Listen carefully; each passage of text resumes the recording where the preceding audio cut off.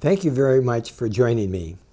I'm going to discuss tonight current concepts in the treatment of multiple sclerosis, or called MS. I'm Dee Silver. I'm a neurologist. I've been at Scripps Memorial Hospital, La Jolla, California, for over 40 years. I'm medical director of the Parkinson Association of San Diego, and I'm president of the Coastal Neurological Medical Group. I have given 3 websites that you can access to get various videos or papers. coastalneurological.com, uctv.tv has videos I've done on memory loss, essential tremor, DBS, and restless leg. The current MS talks and 4 new Parkinson talks are on the last link. Please look at those, and I think you'll find them very educational. Today, we really need to know about our disease. We have to be our advocate, and we're going to need to help coordinate our treatment because of the changing healthcare system. The outline of my MS talks have been part 1, which is already on YouTube. It was about epidemiology, signs and symptoms, and the pathophysiology. Part 2, which we're doing now, is going to talk about the pathophysiology, but we're going to mainly discuss mechanisms of action of the disease-modifying therapy. And we're going to talk about immunomodulators, and we're going to talk about immunosuppressants, 2 different types of MS medication. I'd like to review the EDSS, which is a scoring system that accesses the course of the disease, that tells us in some way how we're assessing the progression of the disease if it does progress. You can see on the bottom, 0 is when the patient with MS has a normal neurological exam. And then it goes all the way up to 10. But there are several significant changes that are important. For example, 2 shows minimum impairment. Number 4 shows the impairment is relatively severe, but a big marker is 6, where the patient has need of walking assistance. And that is a significant marker in many of the considerations of treatment and in clinical trials. The natural history of MS is very important, and this patients really have to understand, as does their caregivers and their family. So the natural history of MS involves 2 important aspects: relapses and remissions. And importantly, not all remissions completely clear. It's a variable degree of recovery from these remissions, and it's thought about 25% of the patients will have 1 point increase, meaning worse, of the EDSS, and about 50% will have about 0.5 increase. So it's important to document relapses and remissions. Importantly also about the natural history is the MRI.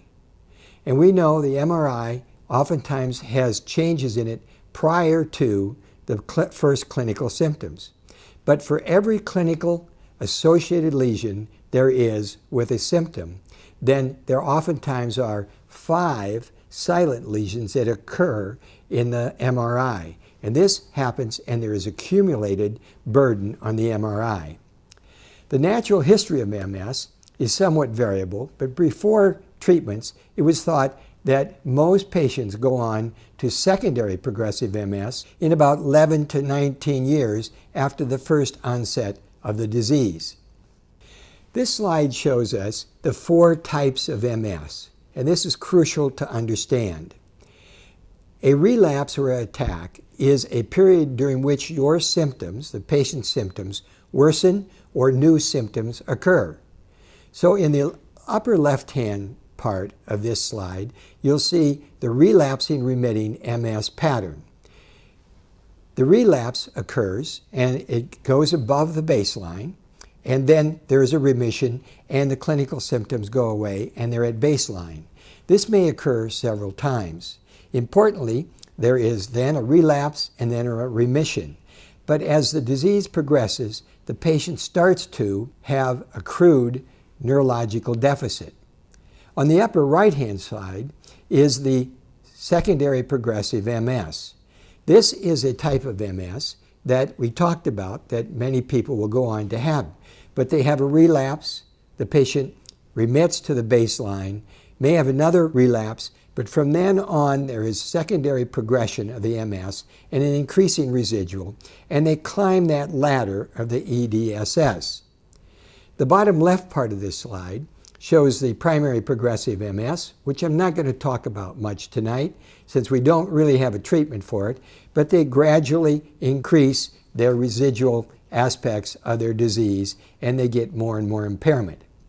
Progressive relapsing MS is where there is progression, but they have periods of a relapse which occurs and then they get a little better, but again they have a significant increasing neurological findings.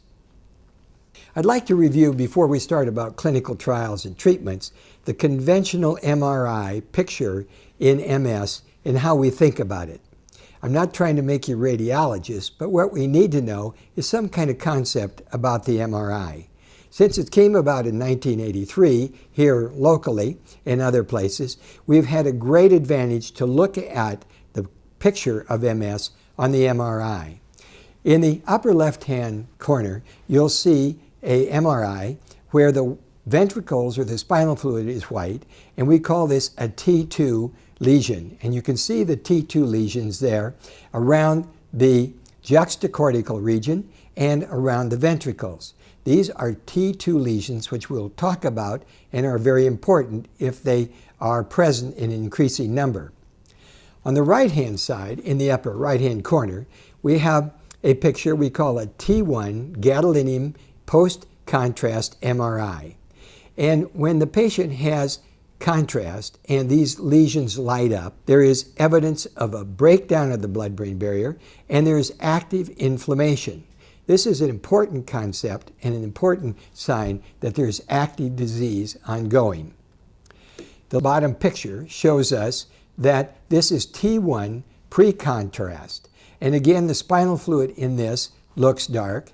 And what we have here is hypointense lesions. And we break that down into two important types of lesions. One is the acute hypointense lesion, and it looks like a dark hole.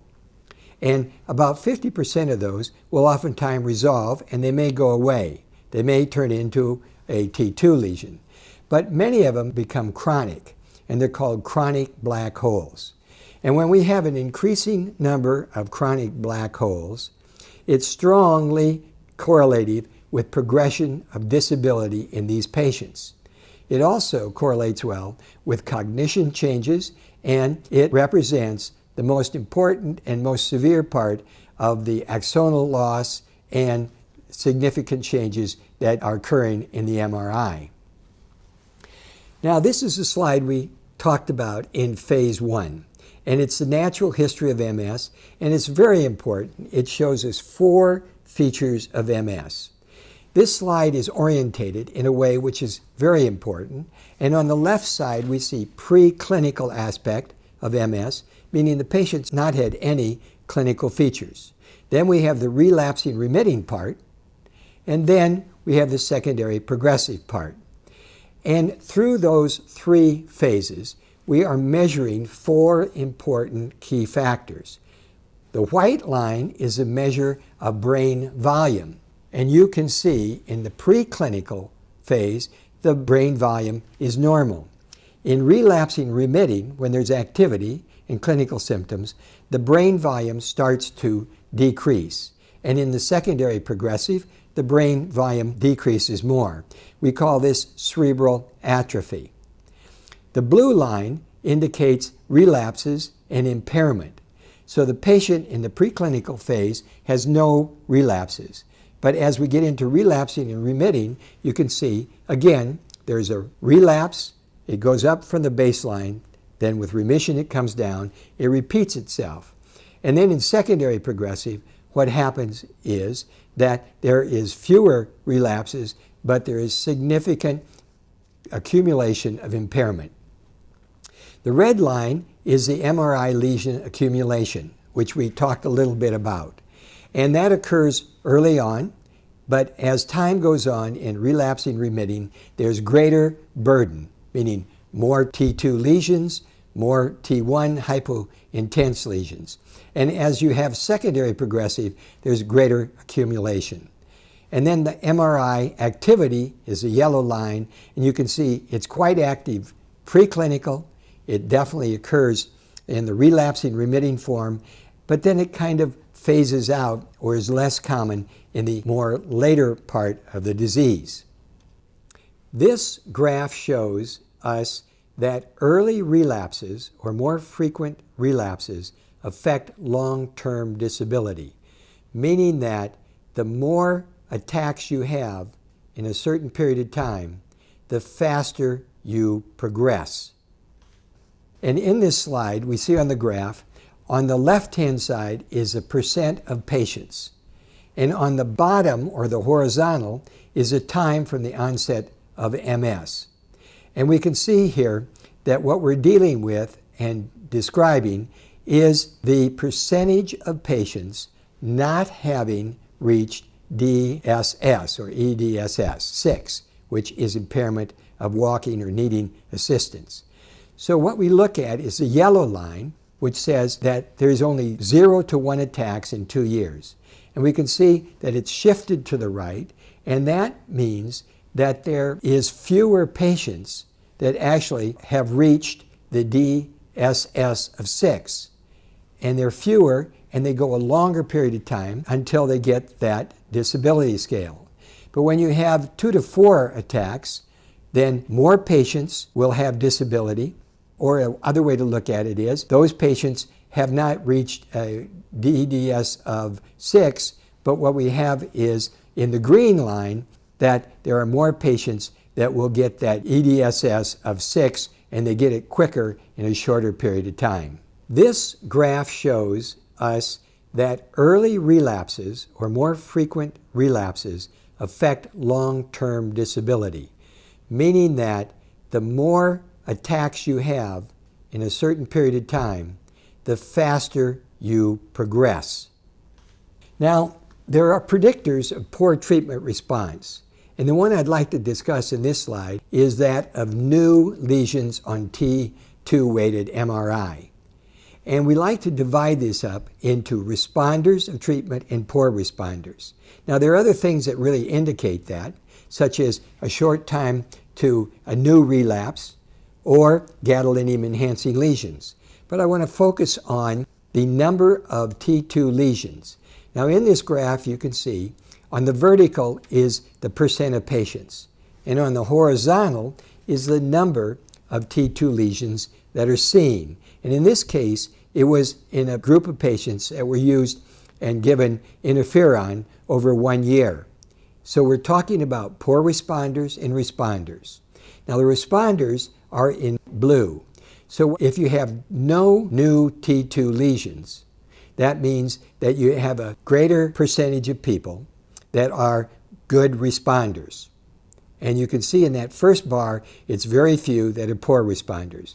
But as you have more lesions, like 1, 2, and 3, we can see the percentage of poor responders increase.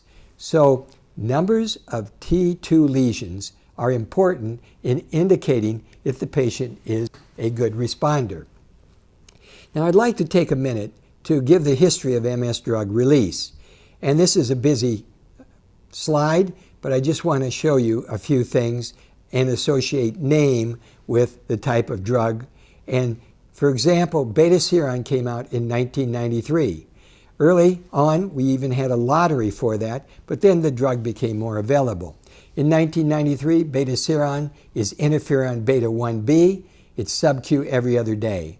Avonex came out in 96. It's an interferon, an immunomodulator like beta-seron. It's a beta 1a, and it's IM once a week. Then COPAXONE came out, a different kind of drug, not an interferon, and it came out in 1997. It's called glatiramer acetate. It's sub-Q daily, and it's an immunomodulator. Then a form of the interferon beta 1a is Rebif. It came out in 2002, and it's sub-Q 3 times a week. So more frequent dosing, and it's a bigger dose over a week period. Nivatrone came out in 2006. Mitoxantrone, it's IV, and I'm not going to discuss that much because it has a significant side effect of cancer cells that can occur in the periphery, and it can induce leukemia and other cancer types. Tysabri is a new drug that came out in 2010, a very robust drug, but it is an immunosuppressant. Unlike the other platform drugs, it's an immunosuppressant. Came out in 2010, Natalizumab. It's IV once a month. Xtavia is a form of an interferon beta 1b. And then came Gilenya. Gilenya was the first oral drug in this new group. It came out in 2011. Fingolimod, it's oral. We give it 0.5 milligrams every day. Aubagio came out in 2012. Teriflunomide, it's oral. We give 7 milligrams, then 14 milligrams Q daily. And Tecfidera came out. It's the newest drug. Came out in 2013. Early on, it was called BG12. Many people knew it by that. It's dimethyl fumarate. You start at 120 milligrams PO, or by mouth, and you go up to 240 BID. So that's the summary of drugs, and most of those are the drugs that we have today in our armamentarium. How do we have to think about the management or the treatment format in MS? And this is key. Patients have to understand this, doctors have to understand it, but it's something that you really have to have as your foundation of knowledge for the treatment of MS. So first of all, and something I always emphasize, is early diagnosis, early treatment allows greater efficacy and the patients do better. I've talked about that for years. Disease-modifying therapy, or the platform drugs, by and large is the first choice today. We also need to know in this treatment format to determine the risk-benefit profile. And that means very simply, what's the risk and what's the benefits, and you have to weigh that out. I like to use the triad called efficacy, tolerability, and safety. This is actually the triad that clinical trials give us: efficacy, tolerability, and safety. Safety sometimes is determined after the drug is out for some time. The patient and the doctor have to know and plan the treatment format early, so they have an idea what really is going to be. And as the journey of the disease shows itself, then you have a better idea. What may be in the future for the clinical course and treatment is very important. And another very important thing, the patient and the doctor have to coordinate together and have a known plan for monitoring and following a monitoring program. So the management format, very important. You want to control the disease and stop the progression. You want to reduce relapses. You want to know for each treatment this benefit-risk profile. You want to understand and know treatment as it is considered in what we call a tier status. We want to know that we have disease-modifying therapies, and by and large, we think of these as two types: immunomodulators and immunosuppressants. Some people like to divide it into first-line and second-line therapy. We know we have to monitor these diseases and the disease activity, and we have to really know if there's progression, and if it does occur, it's very important. Sometimes that's somewhat ambiguous about progression, but you have to have key signs and symptoms that fit. And you have to know the format for the clinical risk assessment. So I'd like to break this down about MS activity and its importance into two very important segments. One, clinically. So what do we think about clinically? I've referred to some of these. First of all, you have to think about relapse rate, and we term it annual relapse rate. Also, you have to think about time to the next relapse. If it's a shorter time to the next relapse, that indicates there's probably more active disease. Also, residual and severity of relapse and time to recovery. These are all key factors to determining the activity of the disease. And of course, progression. Now in clinical trials, we talk about no sustained physical progression over 12 weeks. And that is a marker. Also, we have to think, is the treatment suboptimal? And how do you think about that? And then, is the patient a non-responder or is the patient a responder? And realize that the goal is optimized therapy. Now also, about the MS activity, its importance, I'd like to talk about the MRI. I've alluded to that. Earlier we talked about what the MRI changes look like. So we know that gadolinium positive enhancing lesions indicate activity. And they are very important in assessing the disease process. And we also know that new T2 lesions are very important. Also, new or enlarging MRI lesions are important. So what we want to strive for is no new or enlarging MRI lesions. We talked about T2 lesions and the frequency and responders, non-responders. We also talked about T1 hypointense lesions. And we talked about brain atrophy. You saw that on the graph, that as the brain volume reduces, you get more brain atrophy. What is progression in MS? We like to define it in certain ways. So we know that the definition of a relapse is signs and symptoms that last longer than 24 hours. That means that a relapse is not just for an hour or two. It has to be 24 hours. We also know progression, as determined in the clinical trials, is designated so we have a constancy and we can measure it in some definite way. So by and large, it's used as progression is time to 12 weeks confirmed progression of disability.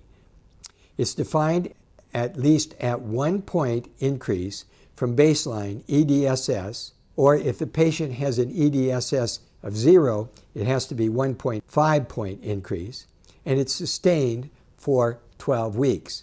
The concept of being able to measure progression gives some kind of consistency of understanding that as an endpoint. Now, what are the reasons for the lack of adherence to treatment in our MS population? This is an important concept because we know that if a patient isn't adhering to treatment, their outcome isn't as good.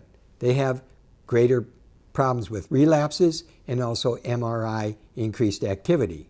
So here are some of the reasons. First of all, the patient experiences adverse side effects. Secondly, they have difficulty with injections. And if you have difficulty with injections, call the 800 number with these drugs. They'll help you with that.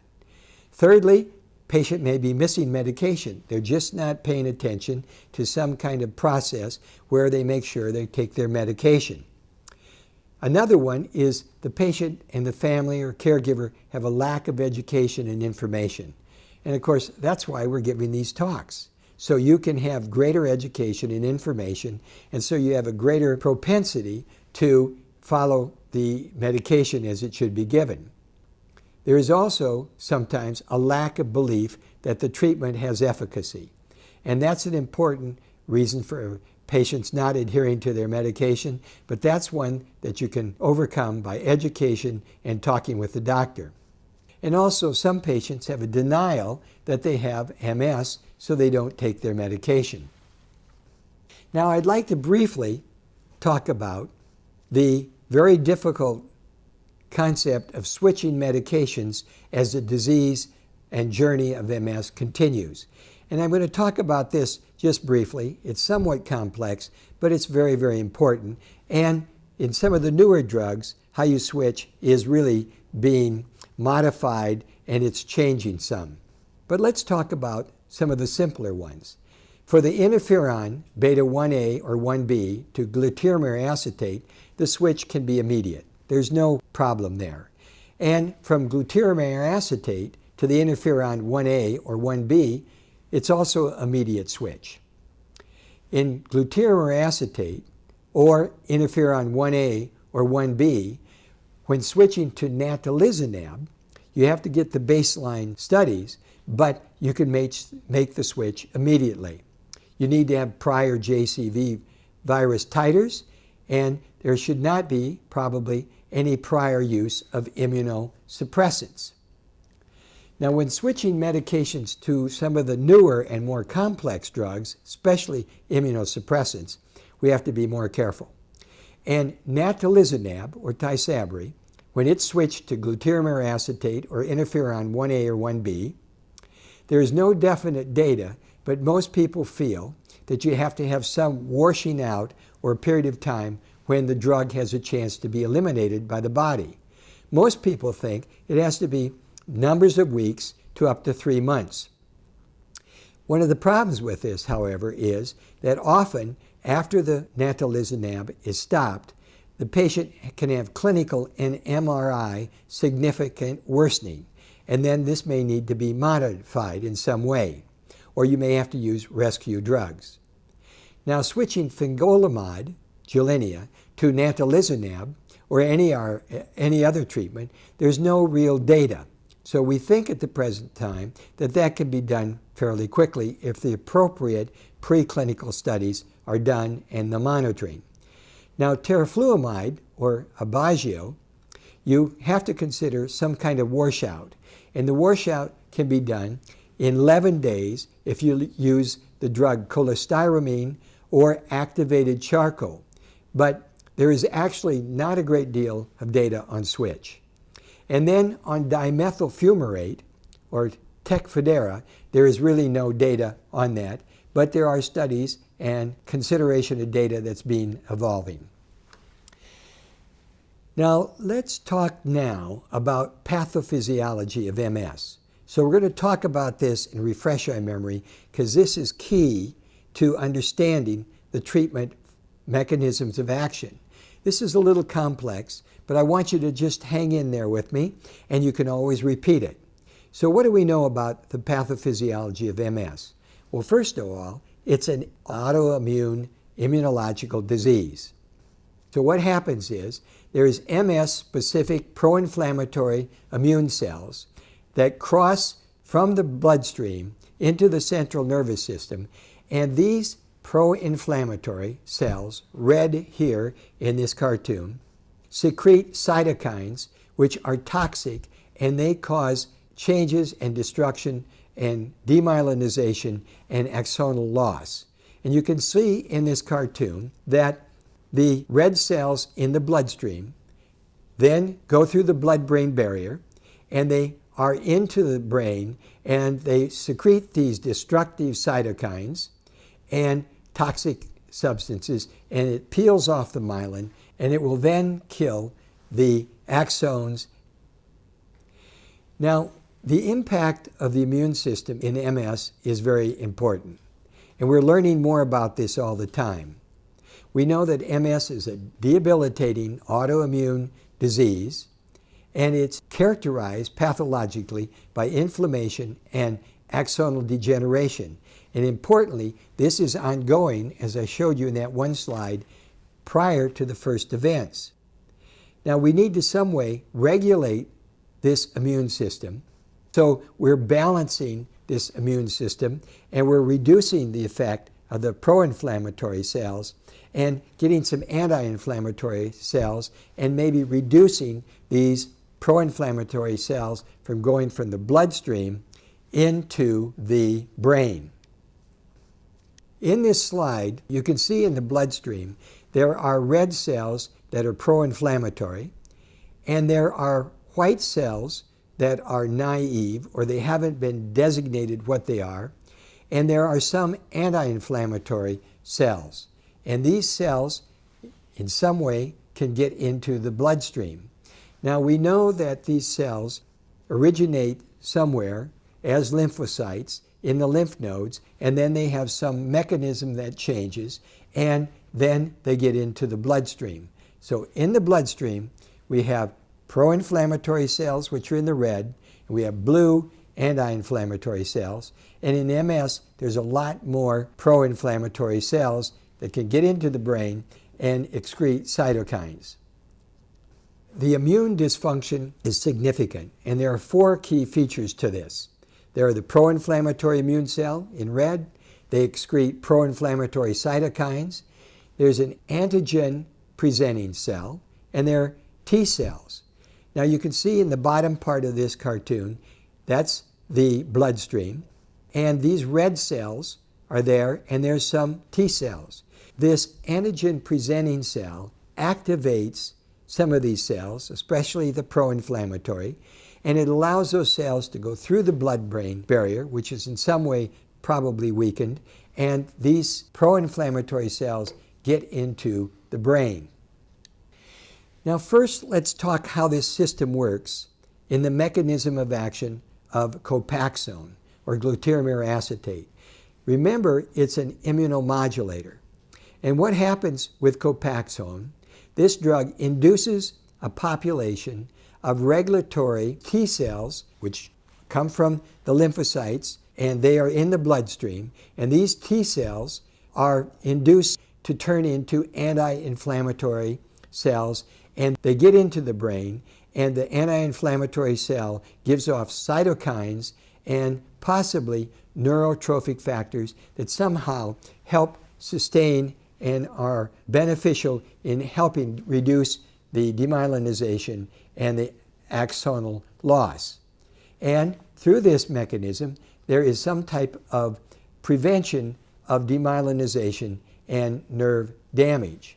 Now this is a little different slide, but it shows you a little bit what we're talking about with the glatiramer acetate. On the left-hand side, in the bloodstream, you have the glatiramer acetate, and that has an interaction with the antigen-presenting cell, and in some way it induces this T cell to becoming a Th2 anti-inflammatory cell, and then that gets in through the blood-brain barrier, and it allows the production of the anti-inflammatory cytokines and also gives some kind of neurotrophic factor release, and we call that bystander suppression. And that's being worked out more. So that was COPAXONE. Now let's look at what the presumed mechanism of action is of the interferons. Again, an immunomodulator. And we have the same characters or actors, pro-inflammatory, we have the antigen-presenting cell, we have T cells, and pro-inflammatory cytokines. And what happens with the interferons, it reduces the number of pro-inflammatory cells and hence reduces the pro-inflammatory cytokine levels inside the brain. So some way interferon blocks that trafficking of the pro-inflammatory cells into the brain and hence reduces the demyelinization and axonal loss. Now natalizumab, the presumed mechanism of action is in this immunosuppressant, is that it blocks this trafficking in a very unique way. What happens with natalizumab or Tysabri, through a complex mechanism, it inhibits the alpha-4 mediated adhesion of the lymphocytes, which are actually these potential inflammatory cells, to the vascular cell adhesion molecule on the lining of the bloodstream, or the lining cells, the vascular cells. It blocks that adhesion, hence they can't get into the brain, and this is the concept of reducing this trafficking of these pro-inflammatory cells. So it strongly reduces this pro-inflammatory cell recruitment, but it also may inhibit some desirable cells that get into the brain that may affect the viruses that may be there, especially the JC virus, and hence that may be the reason there is increased amount of PML in patients treated with natalizumab. Now Fingolimod or Gilenya works in a different way, and what it's thought is that in the lymph nodes it modulates this syringosine 1-phosphate receptor on the lymphocytes, and it kind of sequesters these lymphocytes in the lymph node, hence reduces the population of pro-inflammatory cells, and consequently it reduces the number of pro-inflammatory cells that get into the brain. That is the mechanism that is thought to play a role in Fingolimod. Now we have discussed the medication, and we've talked about the mechanism of action, and we're going to talk now about clinical trials. Most of the clinical trials started in the late 1980s and were completed in the mid-1990s, and that's when these drugs were released, the platform drugs. Now, the natural history, which means how MS acted prior to any treatment, usually is significant that the annual relapse rate showed about 1.7 relapses per year. There's some Queen Square in England data that showed there was about 1 relapse every 1.5 years. So when the early trials were done, patients had a significant number of years. They'd already had MS, and they probably had an increased number of relapses, and they also had significant demyelinization and axonal loss. So more recent trials that have been done have probably had a shorter disease history and have had less MRI burden. Now, this is a graph that is very helpful. It's also very colorful, but what it shows here is the annual relapse rate over a period of time. And this is across clinical trials. So each bar indicates a clinical trial. Now, in this graph, the vertical is the annual relapse rate, and the horizontal are the various trials. And I'm just going to go through a few of these, but it's important to remember that the natural history was the annual relapse rate was somewhere around 1.7 in most studies. So the first 4 bars on the left-hand side, these were the platform drugs. So the first one on the left, after the drug was given, that was glatiramer acetate, had an annual relapse rate of 0.59. And then Avonex had 0.67, and then betaseron, and then Rebif. So they were all about the same. They reduced the relapse rate by about 30 to 35%. So those were the platform drugs. And that's why I mentioned some of these patients that were treated had a greater disease burden and probably had a more severe MS condition. Now then came Fingolimod, which is the small bar that is red, and you can see the annual relapse rate there after treatment significantly dropped. Then came Tysabri, and that was 0.23, and then came some trials that gave comparison to active drugs that were in the market, such as Rebif and glatiramer acetate, which was the Regard trial, then the Beyond trial, which was betaseron versus glatiramer acetate, and you can see these relapse rates were significantly lower, 0.34, 0.35. So we're making better progress in reducing the number of relapse. That is the most important thing that this slide shows. Now, after discontinuing any drug, there is a significant risk of the patient not doing well. And this is an example of COPAXONE, but it could be other drugs, that in data that is a 10-year follow-up, it shows in this graph that patients that were clinically stable or improved when they kept on the drug was 55%, but when they stopped the glatiramer acetate, that dropped down to 28%. So the slide tells us in all medications you need to continue to take your medicine unless there's some significant reason why. And then oftentimes you need to switch to another drug. This slide is very interesting because it shows us there is a reduction in the annual relapse rate following change in therapy. So there are 4 different therapeutic formats here. On the vertical is the annual relapse rate, and on the horizontal are the different studies that were done. And I'd just like to mention this because it tells us that if you are on one drug and you're not doing well and you switch the drug, you have a very good chance of having a significant reduction in relapse rate. So on the left-hand side, it's interferon to COPAXONE, and you can see when it was switched, it was a 77% reduction in relapse rate. The next one, low-dose interferon to high-dose, significant reduction rate. And then COPAXONE to interferon, there was a significant reduction rate of the annual relapse rate. So switching the drug can be very beneficial.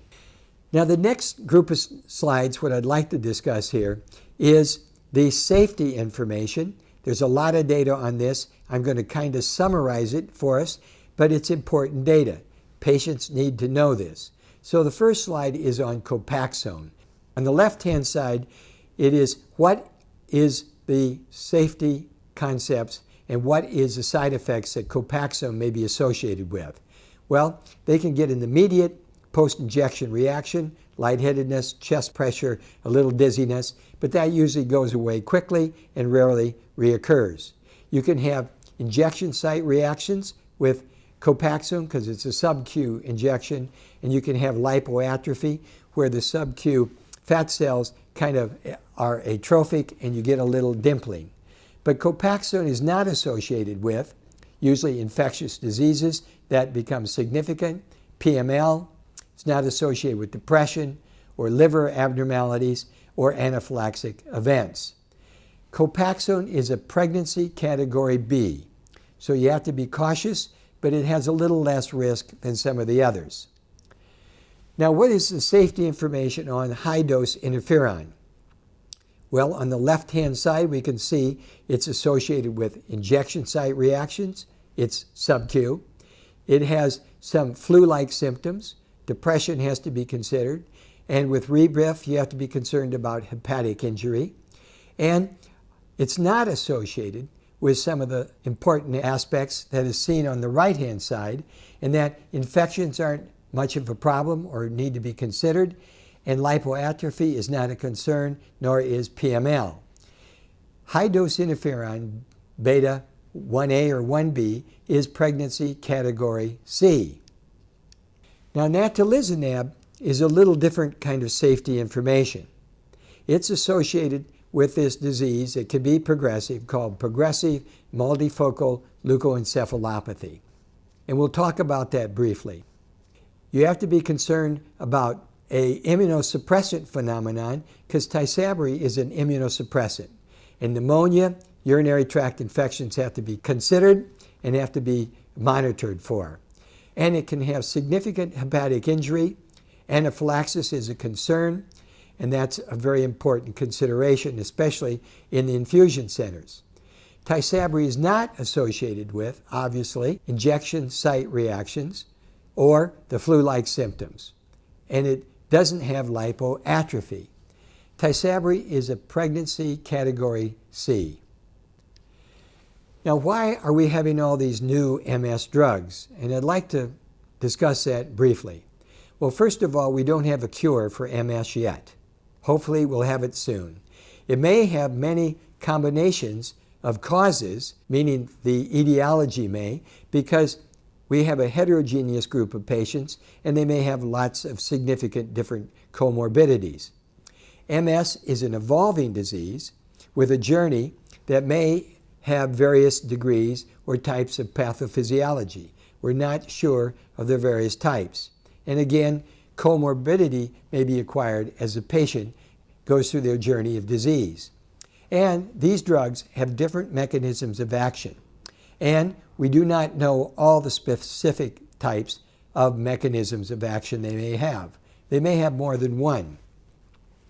Also, we have new drugs because some of these drugs will become less effective, or the patient will have suboptimal therapy, and or they may create side effects and or can't be tolerated.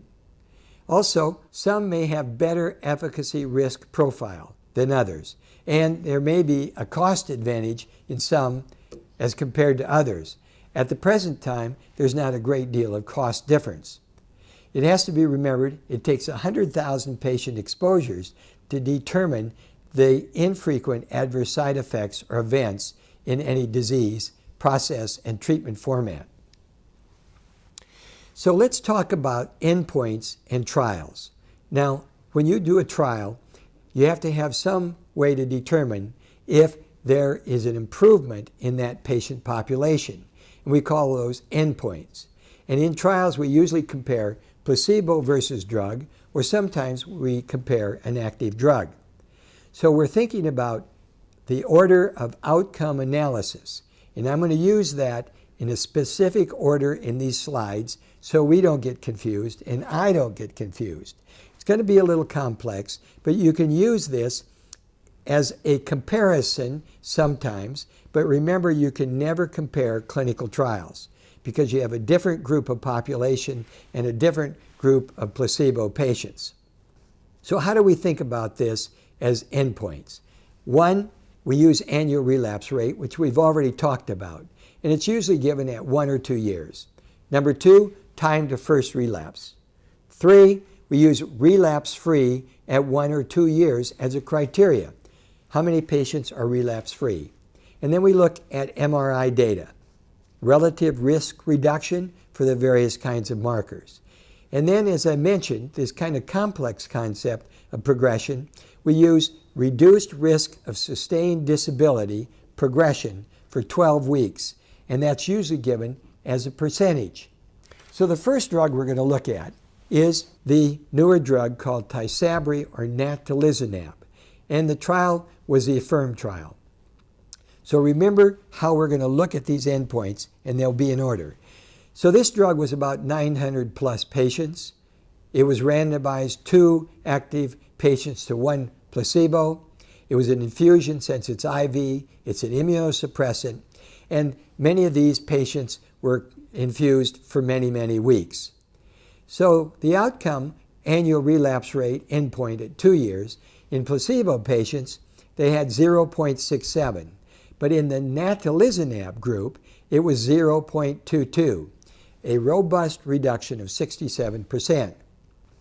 Patients that had no relapses at 2 years, placebo 41, but in Natalizumab, it was 67%, and no relapses at 2 years, the higher percentage, the better.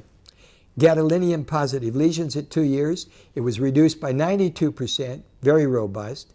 Free of gadolinium positive lesions, placebo 72%, and Natalizumab 97%. Again, the higher percentage, the better.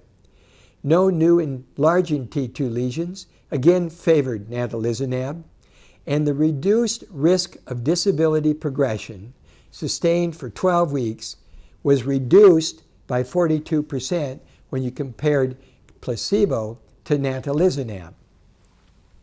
Now, progressive multifocal leukoencephalopathy is a progressive disease that is very devastating, and it's seen in patients who are treated with Natalizumab or Tysabri. And now it looks like there's about 120,000 patient exposures with Natalizumab throughout the country. We have PML, or progressive multifocal leukoencephalopathy, about 300 cases out of that group acquired PML. The survival rate is about 78%, so most survive, but about a third have mild neurological deficit, a third moderate, and a third severe neurological deficit.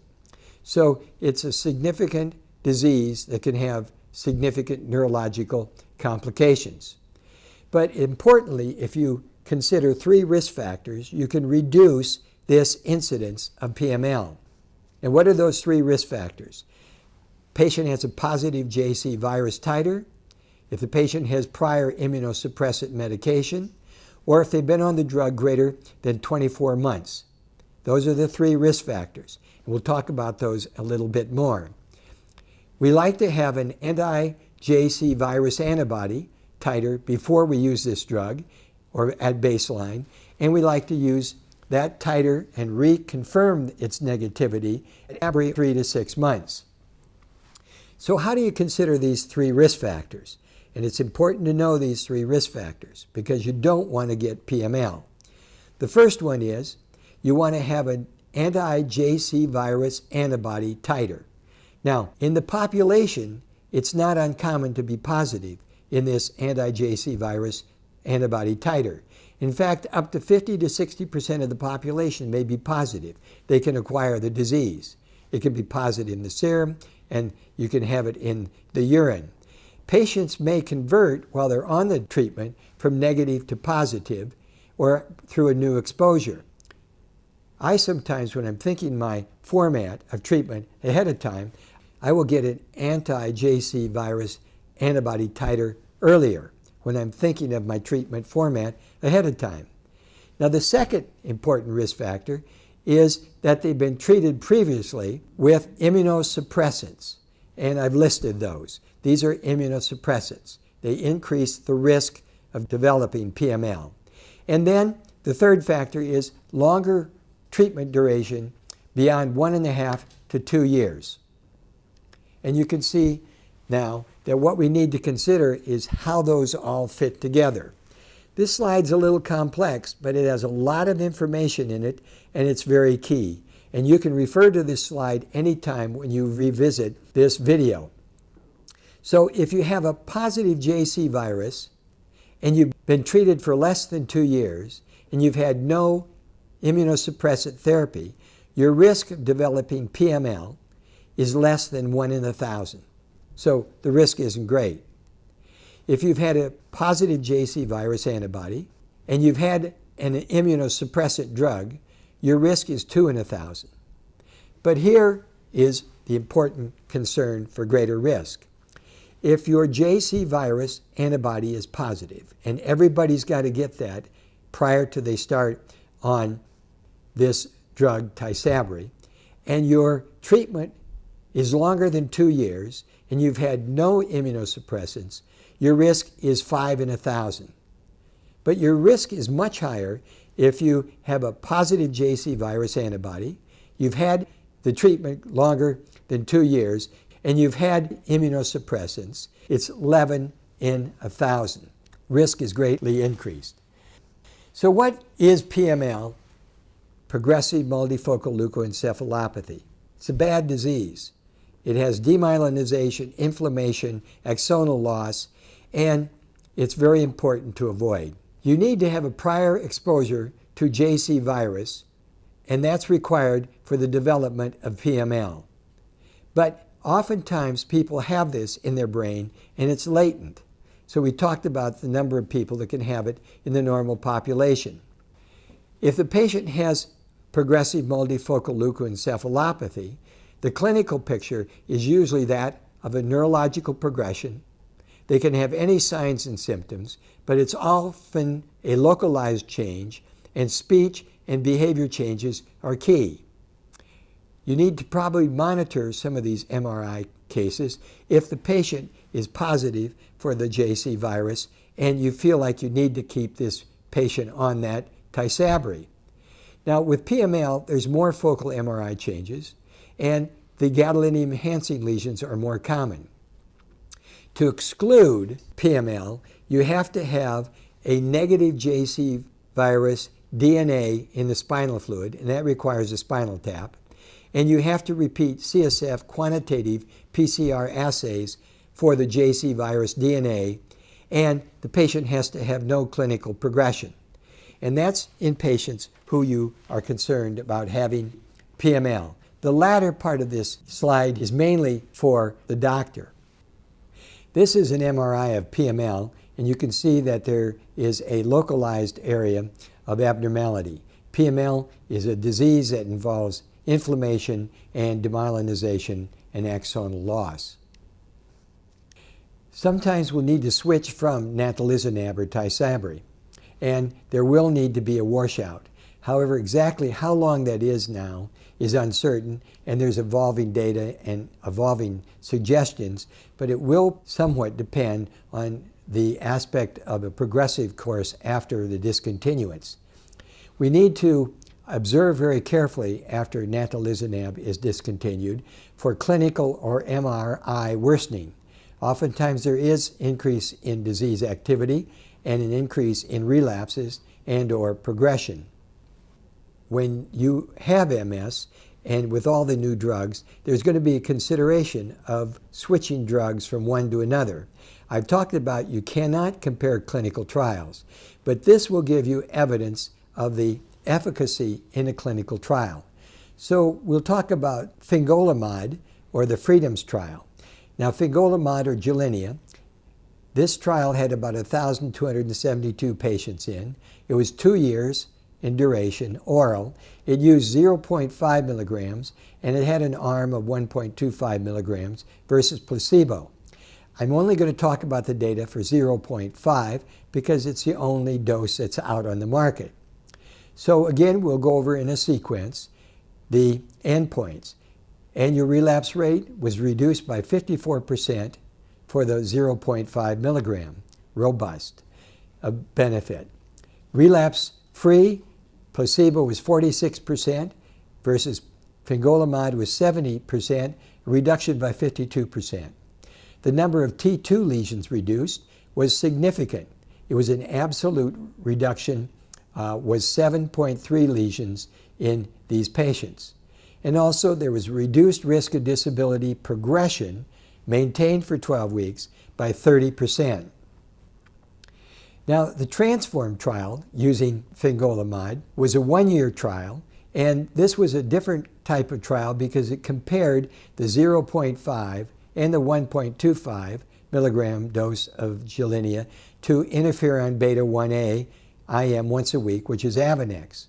The data I'm going to compare is 0.5 milligrams.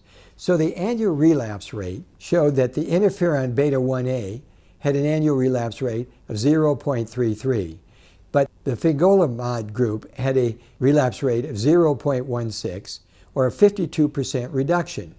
Relapse-free, interferon was 70%, and Fingolimod was 83%, not too robust, but was a 19% reduction.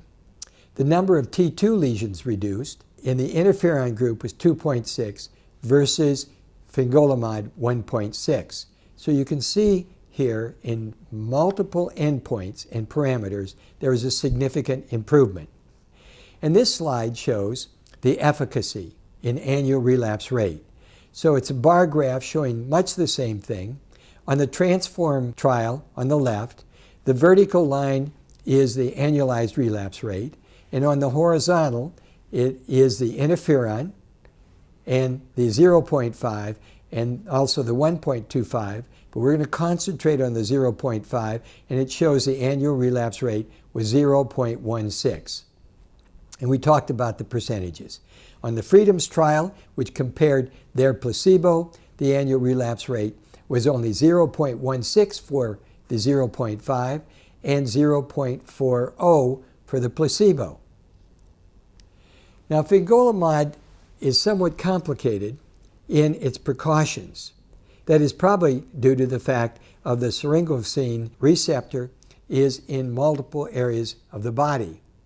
So we consider Gilenya contraindicated in patients with ischemic coronary artery disease, MIs, unstable angina, strokes, TIAs, congestive heart failure, and patients that have abnormalities in their EKG or arrhythmias, or if they're on certain anti-arrhythmic drugs.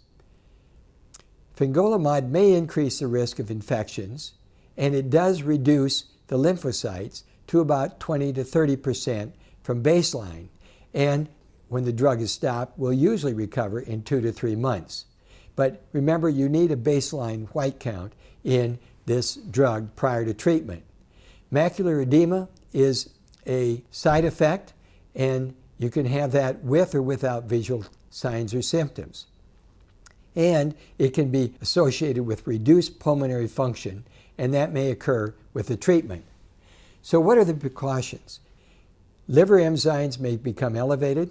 There may be reduced lymphocytes. And of course, the patient should not be pregnant.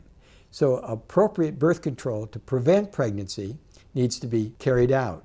You have to stop the drug 2 months before pregnancy, and it is a Class C pregnancy category. You have to monitor closely if they're on certain antibiotics, and side effects such as headaches, influenza, diarrhea, back pain, elevated liver function tests, as I talked about, and cough can occur. So we consider certain pre-use workup for Fingolimod. We talked about it. You have to have a recent white count and a liver function test. You have to have an ophthalmological evaluation to make sure about macular edema. You have to do that pre-use and also during its treatment.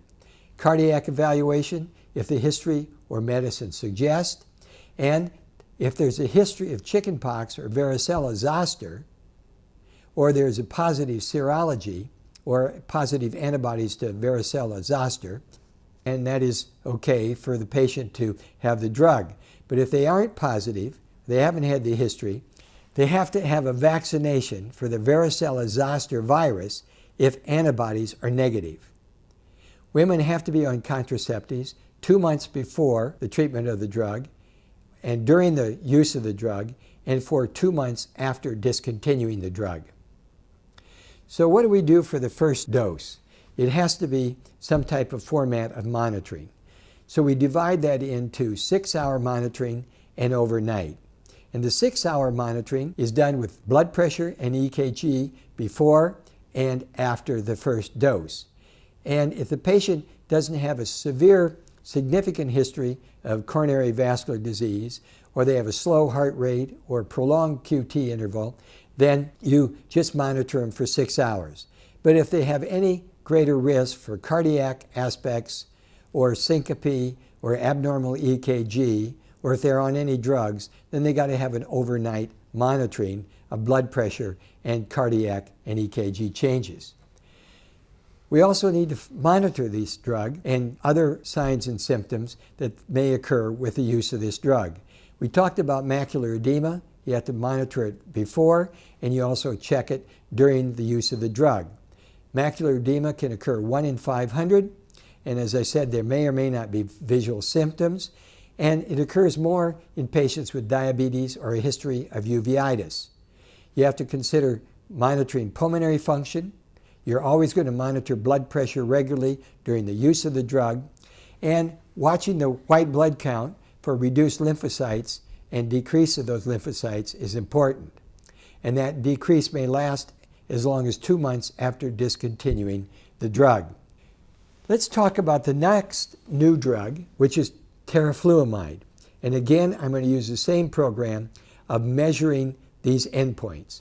But what is teriflunomide, or Aubagio? It's indicated for relapsing forms of MS. Teriflunomide is the principal active metabolite of leflunomide, which is a drug that already is indicated for rheumatoid arthritis. Leflunomide, when it was used in the treatment of rheumatoid arthritis, was associated with liver injury. So you have to have liver function tests, and they must be done prior and during the use of teriflunomide, and that's an important consideration. Pre-existing liver disease, such as infectious or alcohol, or the use of potent hepatotoxic drugs, may increase the liver function tests that are being monitored. Teriflunomide's trial was a TEMSO trial, and there were about 1,000 patients. It's an oral treatment. Compared placebo with teriflunomide 7 milligrams and 14 milligrams. There was robust efficacy when using 14 milligrams, and there was about similar side effects. So let's talk about the annual relapse rate, again looking at these endpoints. The annual relapse rate in this trial for Aubagio or teriflunomide at 2 years, it showed placebo had an annual relapse rate of 0.54 versus teriflunomide, which was 0.37 for the 14 milligram, which is the standard drug dose used. That's reduced by 31%. In a 5-year extension, the annual relapse rate was 0.26. The 12-week sustained disability progression at 2 years for placebo was 27.3% versus teriflunomide was 20.2%, or a reduction by 30%. Now the TEMSO trial showed that there was significant benefit in the MRI endpoints. So the total lesion volume reduction was significant, and that was T1 hypointense plus T2 hyperintense, and placebo was 1.13 versus 14 milligram dose was 0.35. The relative risk reduction was 69%. T1 gadolinium enhancing lesions were reduced. The reduction rate was 80%, which is fairly robust. And in another monitoring endpoint, there was a 64% reduction favoring teriflunomide. There were some significant side effects, but by and large, there was about the same for placebo and teriflunomide considering discontinuance rate. There was some diarrhea, nausea, there was some liver function test elevation. For placebo, it was 7%. For teriflunomide, it was 14%. But the need to discontinue because of liver function tests was about the same. One of the side effects that is noted is hair thinning. And in placebo, only 3% developed hair thinning, but in teriflunomide, there was 13%. But the discontinuance rate was only about 1%. This hair thinning peaks at about 3 to 6 months, then oftentimes gets better. There's spontaneous recovery with teriflunomide in most cases, and 94% recover without any sequelae. You have to watch for possible peripheral neuropathy, some kidney difficulty, elevated potassium levels, skin problems, and possible infections. Now this graph showed what I talked about for the annual relapse rate. And you can see there are 3 bars. In placebo, the annual relapse rate was 0.539, but for the 14 milligram, it was 0.369, hence a significant reduction in the annual relapse rate. And this is a nice graph that shows the disability progression. And on the vertical, you can see it's the disability progression percentage. And the horizontal is actually the number of weeks. And you can see by the light blue lines that there is a reduced progression in disability in the number of patients when you are on teriflunomide. In another trial called the 10-year trial, there were 324 patients. It compared interferon, rebif, with teriflunomide, and there was no significant difference in annual relapse rate or in time to failure. The discontinuance rate was importantly favored teriflunomide. More people discontinued interferon, and there was more liver elevation in the interferon group than there was in the teriflunomide. Now, how do you monitor patients prior to the use of teriflunomide? Well, you have to perform a pregnancy test, check the liver function tests, and the CBC test within 6 months. You have to do a tuberculosis test. You have to monitor the blood pressure. And after starting teriflunomide, you have to monitor the liver function tests every month for 6 months. And you have to monitor any added medication and check the blood pressure. Aubagio or teriflunomide is a pregnancy category X, and it's based on animal data. And if you get pregnant, you should involve the pregnancy register, talk to the doctor immediately. There have been 12 live births on the trials, and all of the babies were healthy. So in females who take the drug, they need to have a pregnancy test before, and then they got to have adequate birth control for 2 months before starting the drug and after stopping the drug. And the males who are on the drug should have some adequate birth control also. If there are any pregnancies, you got to notify the doctor, and also you need to lower the drug blood levels, and you do this by 11-day treatment with rapid elimination with cholestyramine and activated charcoal. Now the next drug we're going to talk about is dimethyl fumarate, or Tecfidera. This was called BG12.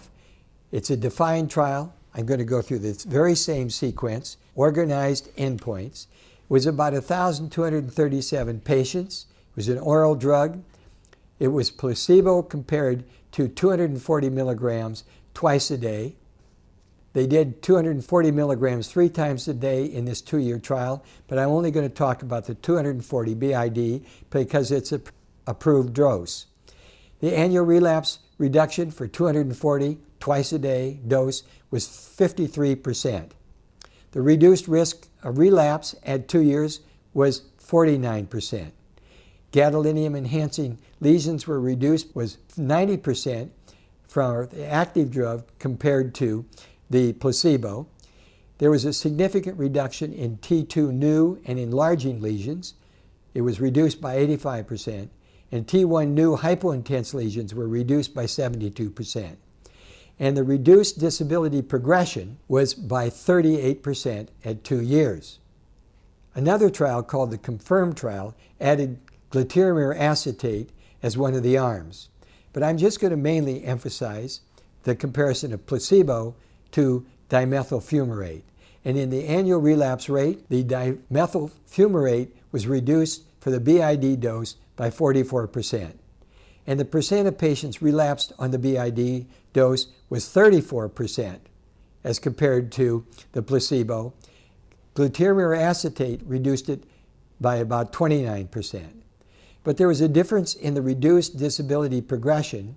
For the BID dose, it was 21% over placebo, and for glatiramer acetate, it was 7%. In the CONFIRM trial, in the MRI endpoints, in the T2 new and enlarging lesion reduction, the active drug dimethyl fumarate had a 71% reduction in these lesions. And in T1 new hypointense lesions, it was a 57% reduction over the placebo. What are the side effects of dimethyl fumarate? One is flushing, and it's a very common side effect. 40% of the people will get that. People will get a warm, red, itching, burning sensation, and it can be reduced by taking food or taking aspirin. You can have nausea, vomiting, diarrhea, abdominal pain, or dyspepsia. You also may develop some lymphopenia. That's why you have to have a baseline white count and repeat it intermittently, especially at 1 year. And you can also have a headache or some nasopharyngitis, and dimethyl fumarate is a pregnancy category C.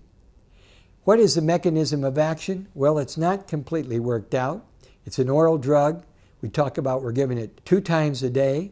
You start out at 120 milligrams twice a day for 7 days, and then 240 milligrams.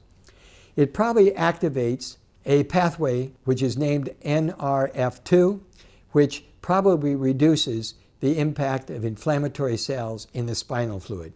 However, that is not known for certain. It probably induces direct cytoprotective responses in the cells and may balance out this pro-inflammatory state we talked about. Remember those red cells that are increased that excrete cytokines that are toxic and destructive to myelin and axons. Going from dimethyl fumarate to other treatment, it's not certain if there needs to be a washout. The drug is out of the system in about 24 hours. So let's change gears and talk a little bit about rescue therapy. And we're getting to the end of our talk, but rescue therapy is important. That means when a patient has a sudden significant relapse, can you help rescue them out of that? Well, the first is methylprednisolone, 1,000 milligrams IV for 3 to 5 days with or without an oral taper. Or you can try oral prednisone, 60 to 100 milligrams for 5 to 7 days. However, not all patients really have a significant, robust response to that. And it's thought about 30 to 40% of the patients who are treated with this relapse are not improved with above treatment. Actar is an ACTH gel. It's a steroid-like that can be given IM or sub-Q, and it can be injected by the person or by a friend or caregiver, and you give it daily for 2 to 3 weeks. It is thought that it works by binding to melanocortin receptors in the brain and suppressing the cytokines. I would like to now talk about MS treatment algorithm, or apply an algorithm to various forms of MS. And remember, we talked about various forms of MS. We talked about IRS, which is radiologically isolated syndrome. Then we talked about CIS, clinically isolated syndrome. And then we showed the graph of relapsing remitting MS and secondary progressive MS. So let's focus on radiologically isolated syndrome. What is that? Radiologically isolated syndrome is when the patient comes in and they get an MRI for some reason other than a symptom that would sound as if it was MS, like a patient coming into the emergency room after trauma. And the doctor finds on the MRI a picture that could be consistent with MS. So that's called radiologically isolated syndrome. And we talked about any two, any new. These are lesions on the MRI. Any two lesions in appropriate areas, and any two and any new. So you have that MRI, radiologically isolated syndrome. How do you handle it? Well, you determine if you have the correct diagnosis of radiologically isolated syndrome. And so you do that by doing a spinal tap to see if there's abnormalities that support MS. And then you may repeat the MRI. If I think the patient has radiologically isolated syndrome, and this may be a controversial part of treatment for this form, and I think the diagnosis is that, or if there's gadolinium positive lesions, or there's some history that may sound like MS, I will go ahead and treat the patient with a platform drug. If I don't treat him, then the patient needs to be followed very carefully and have a frequent MRI to see if there's activity that's new in the MRI to fit that concept, any new, any two MRI lesions. Then we have another form of MS called clinically isolated syndrome. And what does that mean? That means one symptom of MS that fits with the signs and symptoms, and an MRI that looks like MS. Any two, any new. The lesions are T2, they're enhancing, they're juxtacortical, or in the brainstem or cervical area, or paraventricular. And in those cases, I aggressively use disease-modifying therapies. And I'm very aggressive about that because all the studies that have been done in clinically isolated syndrome show that you delay the time to clinically definite MS. So I treat them aggressively, and then I repeat an MRI in 1 year, or when there's a relapse or a progression. And then we have relapsing remitting MS. And in these cases, I use disease-modifying therapy, platform drugs first. They're immunomodulators, and I follow them closely. And if there's relapses or MRI changes showing new activity, new lesions, and I showed you the slide on the more frequent T2 lesions and the more activity, or gadolinium positive lesions, then I consider changing the disease-modifying therapy. Now, in relapsing remitting MS, and when there is significant change in the burden on the MRI, meaning more lesions, or we're having more frequent relapses, or they last longer, or the residual is significant, or they start to progress neurologically in their neurological deficit, I will change the treatment format. And oftentimes, I will treat with a more robust drug like Natalizumab. Now, that's an immunosuppressant. It has greater risk, PML. But I will go to that drug, and if they're JC virus positive, or they've had immunosuppressors before, and I'm concerned about using Natalizumab, that it has more risk factors for PML, I will consider going to another drug. And that drug would be Fingolimod, teriflunomide, or dimethylfumarate in no particular order, measuring the benefit-risk ratio and considering that very important. Then, if they're having a significant relapse, I'll use methylprednisolone IV or Actar as an indicated drug for rescue. Now, interestingly, people talk about using interferons and glatiramer acetate together, but there have been trials that show that that is no benefit. There are some third-line drugs, and they are mesantroin and other monoclonal antibodies. Cladribine is not released, but we always have used, in some cases, cyclophosphamide, which is Cytoxan. We used that aggressively in the mid and early 1980s. There are some experimental monoclonal antibodies, which I'm not going to talk about, and they're always experimenting with bone marrow transplant. I think that, at the present time, is a treatment format with all these new drugs is one that we would not be using. Now, there is another monoclonal antibody, and it's alemtuzumab, and it is an anti-CD52 monoclonal antibody. And it's been shown to be a benefit, and it has some side effects. And I put that here on this slide to show you some of those aspects, but I'm not going to detail that now. You have to be concerned about infusion-associated reactions and infections. But there was some improvement in the annual relapse rate and relapse-free at 2 years. So we have talked about most of the treatments that we have available for the treatment of MS. I just want to mention some future treatments. Leukoencephalopathy is an oral drug that shifts Th1 cells to Th2, but it wasn't very robust. It may be considered as an adjunctive therapy for neuroprotection. There are more monoclonal antibodies present now in research, and there'll probably be more that'll be in clinical trials. There's a pegylated sub-Q beta 1A that may be used. It may have some benefit. It has a longer half-life. Stem cells are always being talked about, and that's certainly a consideration, but right now I think that we're really dealing with basic science data. And of course, T-cell vaccinations have been considered, and there's some evidence they reduce annual relapse rate, but they're at the present time without MRI benefits. And one of the important treatment formats that everybody can do that has little or no risk is exercise. Exercise in a very significant manner, 60 to 80% your maximum heart rate for an hour a day for 5 to 6 days a week has been shown to be a benefit in neurodegenerative diseases like Parkinson's, maybe in Alzheimer's, but there's evidence now it's certainly also considered as beneficial in MS. Not only does it help possibly generating neurotrophic factors to reduce the progression of the disease, but it helps the patient to be generally in better condition, and it may reduce other comorbidity.